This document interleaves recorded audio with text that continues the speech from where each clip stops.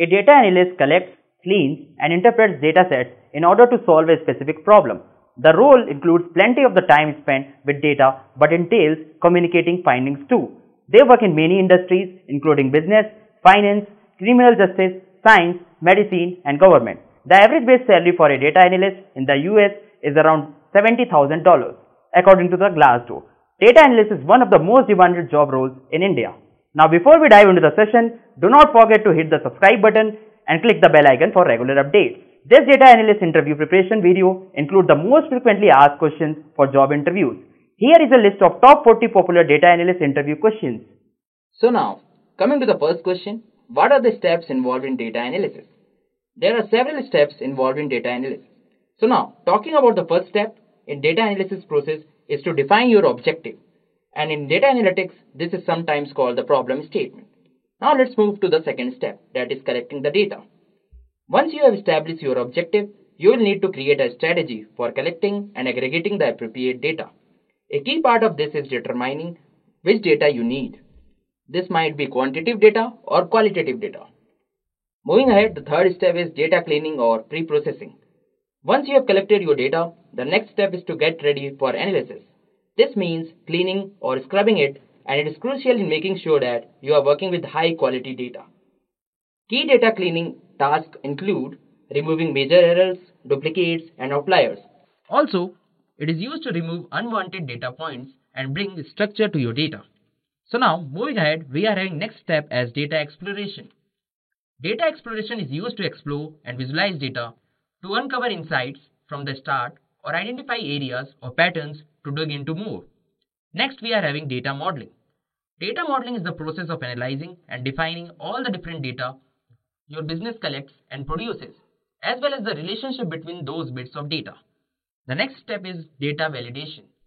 Data validation is the practice of checking the integrity, accuracy, and structure of data before it is used for a business operation. And last, we are having implementation. So in this, we're going to implement our business operation. So these are the important steps for data analysis. So now, let's jump into the second question.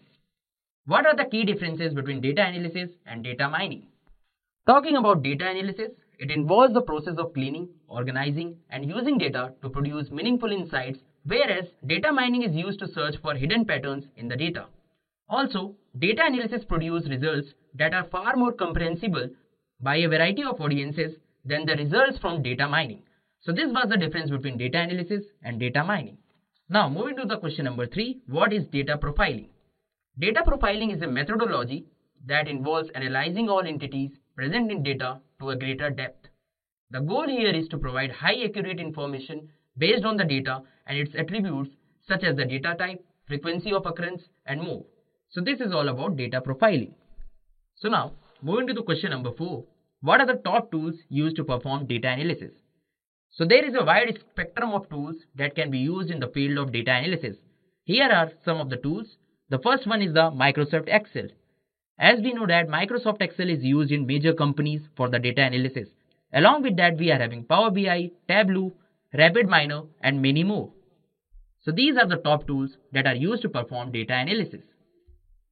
So now, let's check out the next question. What is an outlier? Outliers are the data points or observations that are significantly different from other data points because of their abnormal distance from the rest. Here you can see that in this graph, we are having the outlier present that is marked with an orange color, right? So as I told you the formal definition that outliers are the data points that are significantly different from the other data points. Here you can see that the data points are having some pattern, right? But this is an outlier that is significantly different from other data points.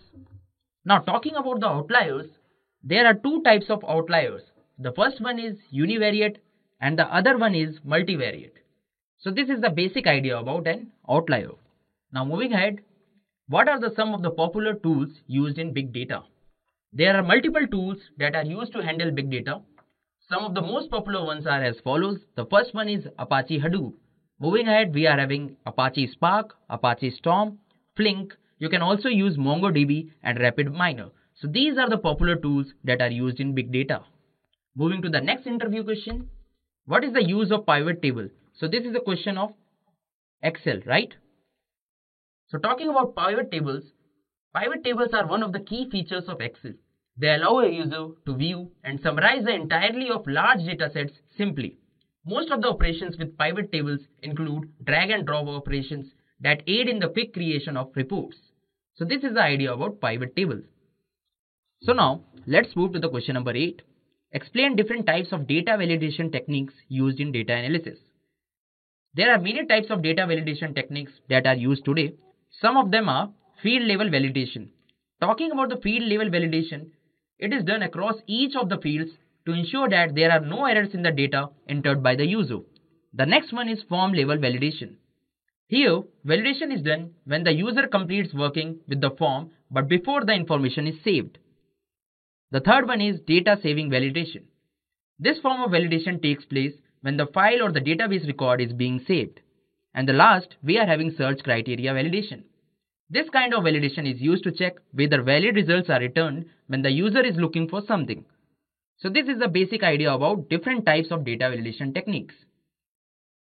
Moving to the next question, we are having what are the top Apache frameworks used in a distributed computing environment. So we already know that Hadoop and MapReduce are considered to be the top Apache frameworks when the situation calls for working with a huge dataset in a distributed working environment. So we are using here Hadoop and MapReduce for the distributed computing environment.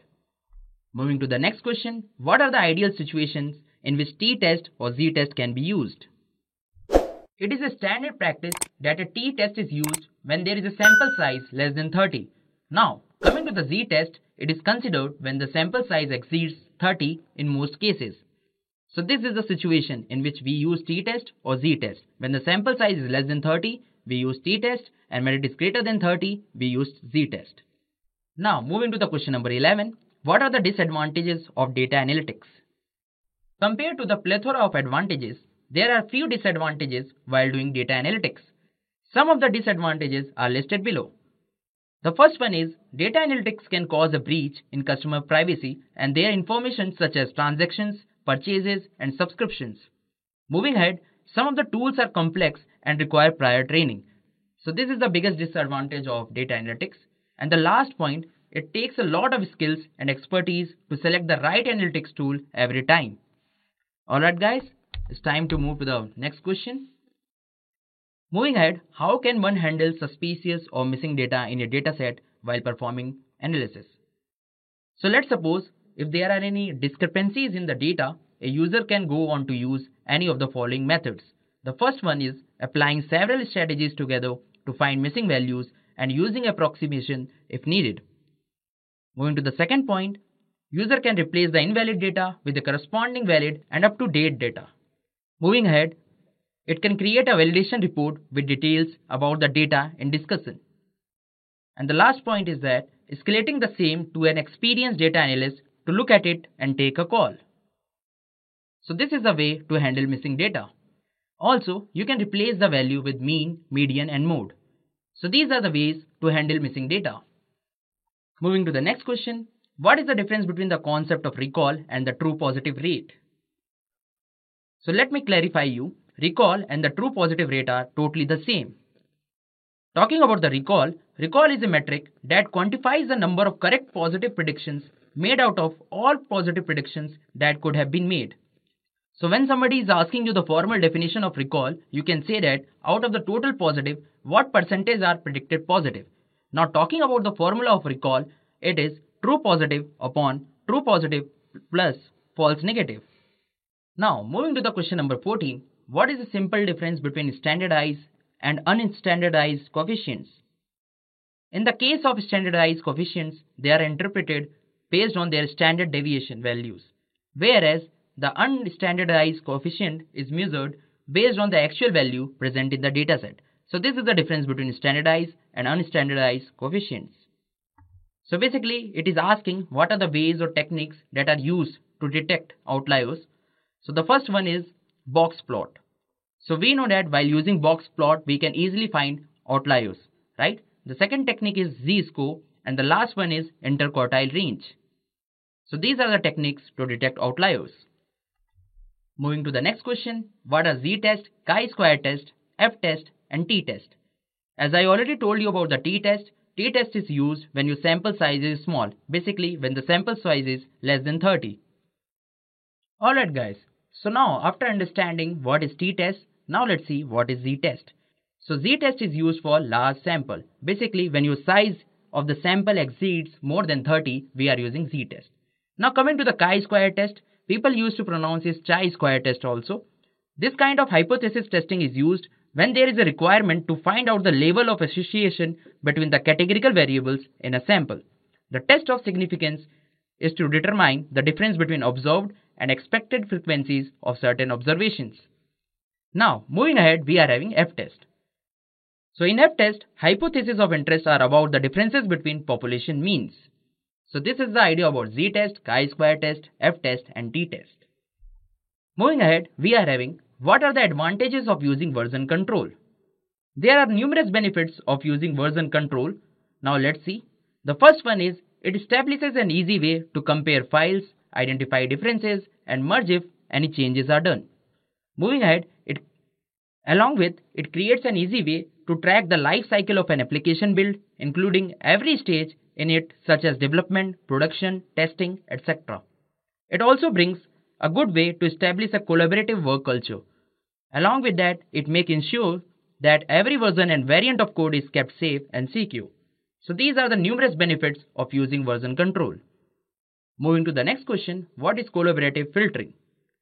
Collaborative filtering is an algorithm used to create recommendation systems mainly considering the behavioral data of a customer or a user. For example, when browsing the e-commerce sites, a section called recommended for you is present, right? This is done using the browsing history alongside analyzing the previous purchases and collaborative filtering. So this is the idea about collaborative filtering. Moving ahead, the next question is what are the properties of clustering algorithms?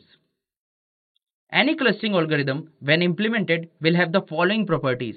The first one is hierarchical or flat. Moving ahead, we are having iterative and the last one is disjunctive. So these are the properties of clustering algorithms. Now, moving to the question number 20, explain the term normal distribution. Normal distribution is also known as Gaussian distribution. It is a type of probability distribution that is symmetric about the mean. It shows that the data is closer to the mean and the frequency of occurrences in data are far from the mean. In normal distribution, mean, median, mode are equal. So this is the basic idea about normal distribution. Now, moving to the next question, that is question number 21. What is the difference between overfitting versus underfitting? Overfitting and underfitting are the two main problems that occur in machine learning and degrade the performance of the machine learning models. Now talking about overfitting, it occurs when our machine learning model tries to cover all data points or more than the required data points present in the given dataset. Because of this, the model starts catching noise and inaccurate values present in the dataset, and all these factors reduce the efficiency and accuracy of the model. The overfitted model has low bias and high variance. The chances of occurrence of overfitting increases as much we provide training to our model. The more chances of occurring the overfitted model. For example, the concept of overfitting can be understood by the above graph of linear regression output. For example, you can see this graph. In this graph, the model is trying to covering all the data points. Hence, it results in the overfitting. Now, after understanding overfitting, let's see how to avoid overfitting in the model. So there are several ways by which we can reduce the occurrence of overfitting in our model. The first one is cross-validation. The second one is you can train with more data. And the last one is removing features. And there are some other techniques such as ensembling, regularization and many more. So after understanding overfitting, it's time to understand what is underfitting. It occurs when our machine learning model is not able to capture the underlying trend of the data. To avoid the overfitting in the model, the fed of the training data can be stopped at an early stage, due to which the model may not learn enough from the training data. As a result, it may fail to find the best fit of the dominant trend in this data. In the case of underfitting, the model is not able to learn enough from the training data, and hence it reduces the accuracy and produces unreliable predictions. An underfitted model has high bias and low variance. For example, in this graph, you can see that the model is unable to capture the data points present in the plot. So this is the basic idea about underfitting. Now let's see how we can avoid underfitting. So we can increase the model's training time, and also we have to increase the number of features to avoid underfitting. So this is the basic idea about overfitting and underfitting. Now moving to the question number 22, what is RMSE in a linear regression model? RMSE stands for root mean square error. It is computed by taking the square root of MSE. The lower the RMSE, the better the model and its predictions. So this is the basic idea about root mean square error. Moving ahead, we are having the question number 23. What is naive Bayes? Naive Bayes classifiers are a collection of classification algorithms based on Bayes' theorem. It is not a single algorithm, but a family of algorithms where all of them share a common principle. That is, every pair of features being classified is independent of each other. The fundamental naive Bayes assumption is that each feature makes an independent and equal. So this is the basic idea about naive Bayes. Moving ahead, we are having the question number 24, that is, explain univariate, bivariate and multivariate analysis. So now, talking about the univariate analysis involves analyzing data with only one variable, or in other words, a single column or a vector of the data. This analysis allows us to understand the data and extract patterns and trends out of it. For example, analyzing the weight of a group of people. Now, let's move to the bivariate analysis. Bivariate analysis involves analyzing the data with exactly two variables, or in other words, the data can be put into a two-column table. This kind of analysis allows us to figure out the relationship between the variables. For example, analyzing the data that contains temperature and altitude. Now moving to the last one, that is multivariate analysis.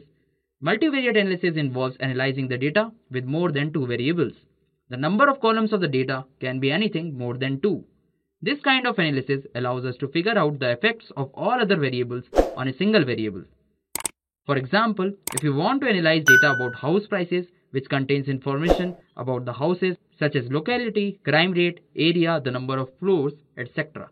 So this is the basic idea about univariate, bivariate and multivariate analysis. Now, moving to the next question, what are the different statistical techniques used in data analysis? The first one is the correlation. It establishes and measures relationship between different variables. For example, let's suppose if you are having a data set, so in that data sets you will be having features as well as the output variable. So basically the correlation will establish the relationship between the features and the output variables. Now talking about the regression, it allows identifying if the evolution of one variable affects the other. So we are having different types of regression such as linear regression, multiple regression, right? So in linear regression we can see that one variable can affect the other dependent variable. For example, you can consider experience versus salary. So as the experience will increase, your salary will also increase. So this is an example of linear regression. Now, the last one is time series. It predicts future values by analyzing sequence of past values. So basically, you can use the time series for the forecasting, right, based on the past data. So this is a basic idea about the different types of statistical techniques used by data analysts. Moving next, we are having type 1 and type 2 error. So the question is, what is type 1 and type 2 error? Talking about the type 1 error, so type 1 error is also known as false positive.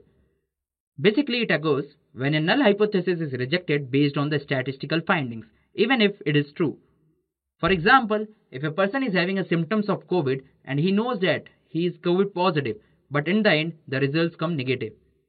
So this is a type of false positive case, right? That is type 1 error. Now talking about the type 2 error, it is also known as false negative. It occurs when the null hypothesis is not rejected based on the statistical finding, even it is false. So this is the basic idea about type 1 and type 2 error. Now moving to the question number 27, what is the difference between where and having? So the first difference that I will tell you about where, that in where you are not allowed to work with the aggregate functions, whereas talking about the having, you can work with the aggregate functions. Now where is a clause which is used to filter records prior to grouping, whereas having clause is used to filter values within a group.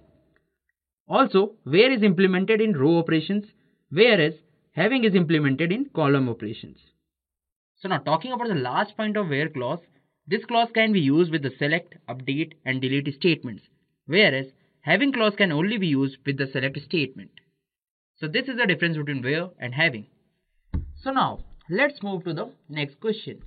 Next question is, what are the different types of methods to create a data frame? Now you can create a data frame with the dictionary, with the list. Also you can create a data frame by uploading the CSV file or Excel file. So now let's see the first way, that is dictionary. So here I will create a dictionary with the variable name as dict1, right? So as you know that dictionary will have key as well as value pair, right? So this is the key. So the key is here as student and the value is here Gaurav, Nilesh, Rishabh, Wasim and Priyansi. So the another key that we are having as marks. So this is a key and the values are here, right? Now if you want to create a data frame, then I have to upload the library, right? So I'll just simply write here import pandas as PD. Okay, so here I am writing here as PD. So PD is an alias. So I'll just simply write here PD dot data frame function. Make sure that D and F are capital, and inside that I will put the dictionary, right? So this is a dictionary variable name dict1, right? So when I'm just writing this, you can see that the output will be displayed with the student and marks as the column, right? And here the value of the key will be displayed, that is nothing but Gaurav, Nilesh, Rishabh, Wasim and Priyansi, and so as the marks. Okay, so this is the way to create a data frame via dictionary. Now if you want to create with the list, so what I will do here simply, I'll just create a list with list1, and here I will simply write Gaurav and 82, right? And then I will just simply write the another name with the marks. So you can see that when I'm writing here PD dot data frame list1, so there will be no column since I'm just writing here the records. So now if you want to print the column, so I'll just simply write PD dot data frame, and inside that I will pass the list, and I will just pass another parameter with the name columns, and inside that I will just write student and marks.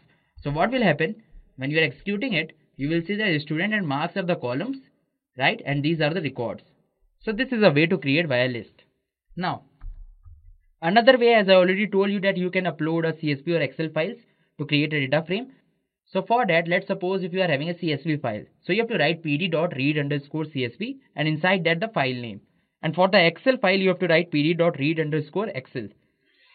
So in this way, you can create a data frame even through the CSV or Excel files. So these are the ways to create a data frame. So this is the basic idea about how to create a data frame. Now moving to the next question, that is question number 29, extract, store and type columns from the data frame. So here you can see that this was our data frame, right?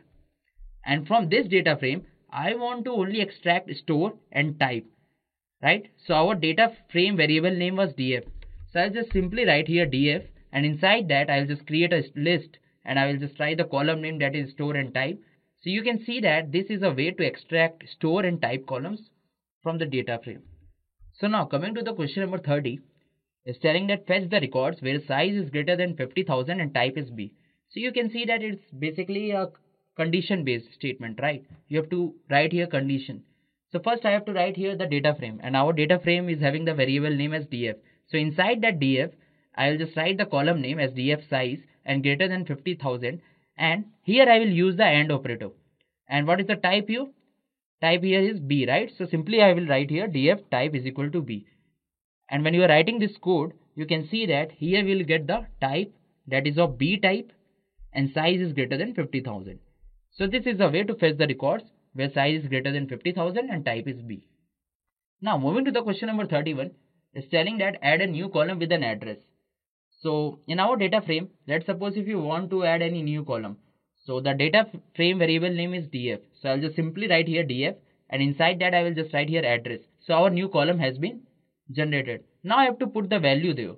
So I'll just simply write random values. Let's suppose Bangalore, Chennai, Gurugram, Mumbai and Delhi. So when you are writing df.head, then it will display the new column also along with the records inserted in it. So this is a way to create a new column. Now moving to the question number 32, what are the different types of sampling techniques? So there are different types of sampling. So now let's see the first one, that is simple random sampling. In a simple random sample, every member of the population has an equal chance of being selected. Your sampling frame should include the whole population here. To conduct this type of sampling, you can use tools like random number generators or other techniques that are based entirely on your choice, right? So this is the basic idea about simple random sampling. Now, let's see what is systematic sampling. Systematic sampling is similar to simple random sampling, but it is usually slightly easier to conduct. Here, every member of the population is listed with a number, but instead of randomly generating numbers, individuals are chosen at regular intervals, right? Moving ahead, we are having the cluster sampling. Cluster sampling also involves dividing the population into subgroups, but each subgroup should have similar characteristics to the whole sample. Instead of sampling individuals from each subgroup, you randomly select entire subgroups. So this is the idea about cluster sampling. The next one is the stratified sampling. It involves dividing the population into subpopulations that may differ in important ways. It allows you to draw more precise conclusions by ensuring that every subgroup is properly represented in the sample. Alright guys, after that we are having the purposive sampling. Purposive sampling refers to a group of non-probability sampling techniques in which units are selected because they have characteristics that you need in your sample. So these are the different types of sampling techniques. Now, coming to the question number 33, what are the different types of charts that Tableau provides? So there are several charts that Tableau used to provide, starting from bar chart, line chart, pie chart, maps, Gantt chart, scatter plot, tree map, box plot, density maps, and many more. Okay, let's move ahead. Now, coming to the question number 34, explain hypothesis testing. Now, let me give you an idea about the hypothesis testing. Talking about the hypothesis testing, it is the process of testing assumptions for a population parameter on a sample of data. The process involves different hypotheses and a statistical proof to accept or reject the hypothesis. Here, the null hypothesis is represented by H0, whereas alternate hypothesis is denoted by H1. Now, let's see the steps involved in hypothesis testing. The first one is stating the hypothesis. Moving ahead, we are having the collect data. Then we will see the evidence to fail or accept the hypothesis. Then we will test the hypothesis, and according to that, we'll make the decisions. For example, let's suppose there is a student with height more than 5 feet have BMI more than 20. So this will considered as a null hypothesis. Now, what will be the alternate hypothesis? The students with height more than 5 feet do not have BMI more than 20. So this is our alternate hypothesis. Now, what we'll do, we'll apply here a statistical test to support the hypothesis, whether we have to accept null hypothesis or reject null hypothesis, right? And at last, we'll make our decisions. So this is how hypothesis testing works.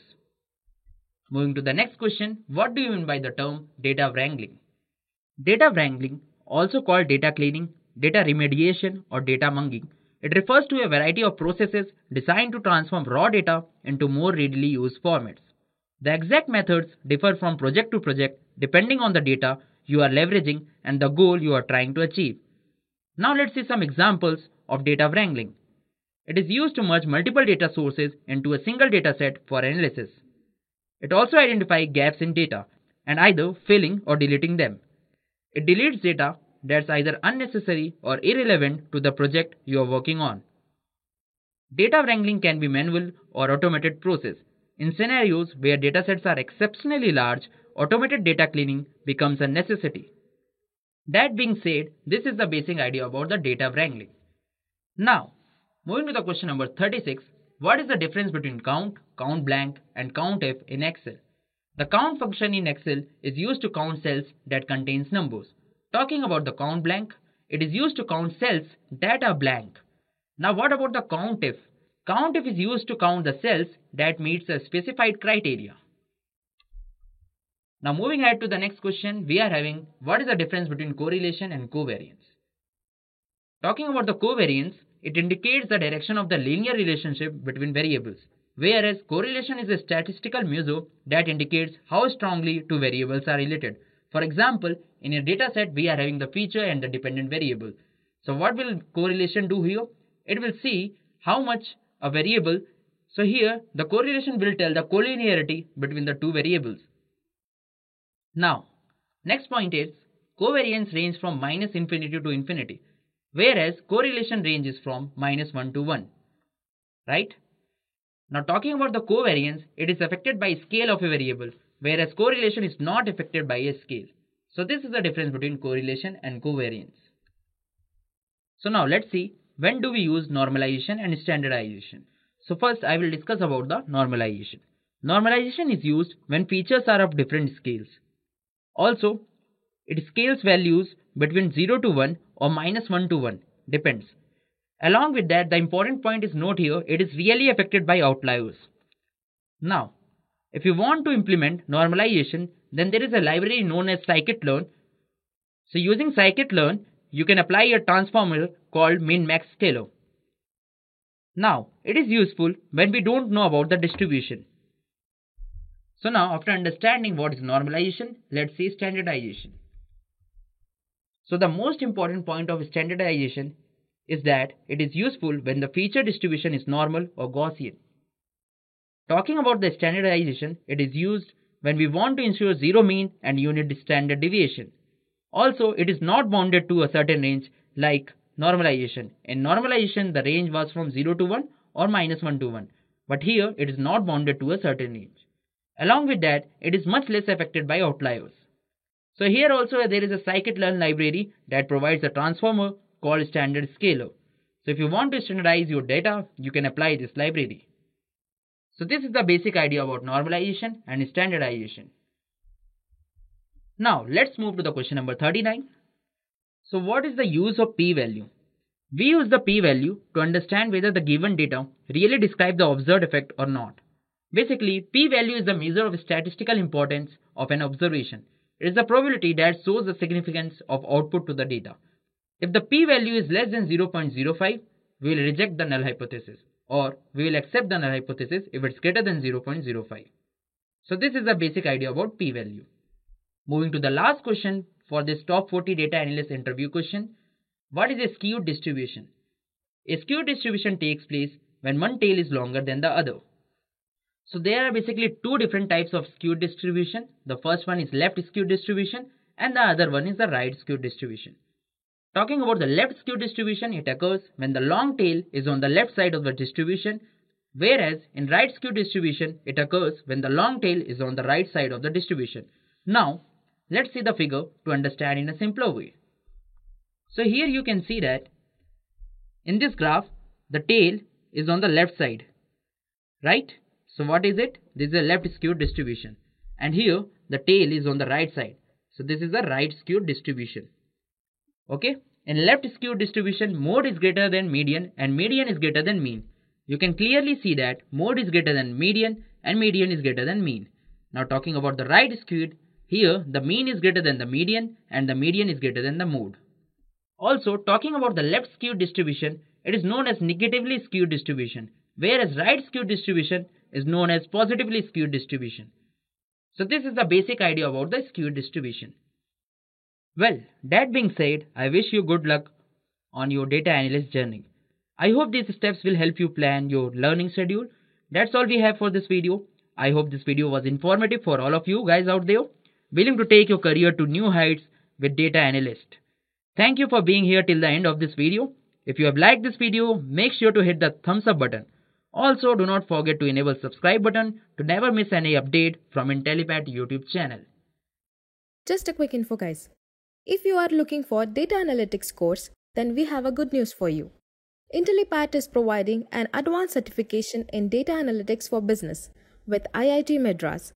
The course is of very high quality and very cost effective. The course link is given in the description below.